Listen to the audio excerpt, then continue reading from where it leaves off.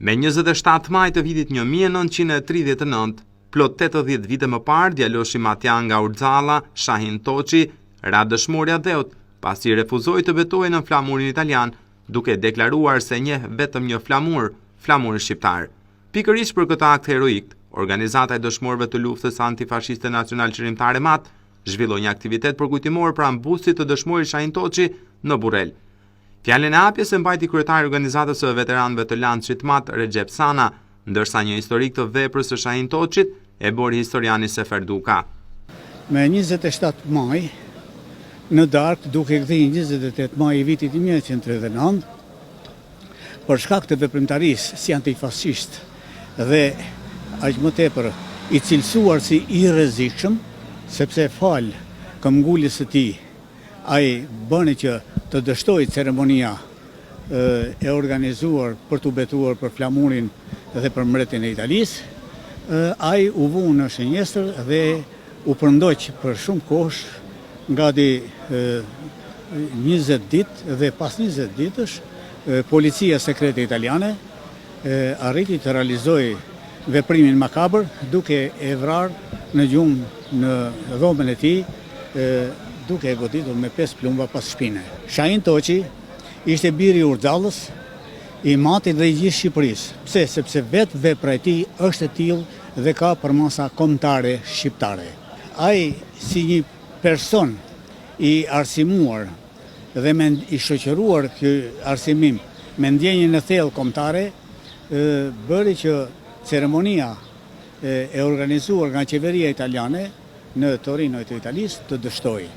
Ky dështim bëri që të frymëzoi edhe bashkë studentët që ishin në Itali, por edhe shqiptarët që ishin në Shqipëri, që të jenë në vijën e parë të zjarrit jo vetëm për të bërë rezistencë, por për të luftuar dhe për të shporur pushtuesin italian nga vendi. Sigurisht figura e tij deri tani është trajtuar në momente të veçanta, por mendoj se ai meriton edhe më shumë. Meriton që të vlerësohet edhe në nivel kombëtar si një eksponent i rrallë i veprimtarisë patriotike dhe vullnetare, por edhe luftarake në të periudhë të vështirë, madje jo vetëm të vështirë, por edhe kritike për popullin shqiptar, siç ishte periudha e pushtimit fashist të vendit nga fashizmi italian. Të pranishëm në këtë aktivitet homazhi ishin veteranë pasardhës veteranësh, kryetari i Partisë Socialiste MAT Hasan Pasha, kandidati i Partisë Socialiste për Bashkinë MAT Agron Malaj, prefekti i Qarkut Dibër Nexhbedin Shehu e qytetarë të tjerë. Në fjalën e tij, prefekti Shehu tha se vepra e Shahin Toçit është një shembull dhe dashurie që duhet të ndiqet edhe nga të rinjtë e sotëm. Ndihem shumë i privilegjuar që ndodhem para jush, edhe nderojmë veprën dhe jetën e këtij burri të shuar të Matit dhe gjithë Shqipërisë. Shembuj të tillë janë shumë kuptimplot. Mati ka pas burra në histori që i ka dhënë jo vetëm Matit, por i ka dhënë gjithë Shqipërisë. Burra si Shahin Toçi janë gurt e qosheve që mban ngërhinën atë. Pa këto, pavarësisht se ka kaluar 80 vjet, janë shembuj që do ta themi për ditë rinisë njerëzve, atë ka nevojë, ka pas për sakrificën e njerëzve, ka edhe sot për punën e gjithë secilit.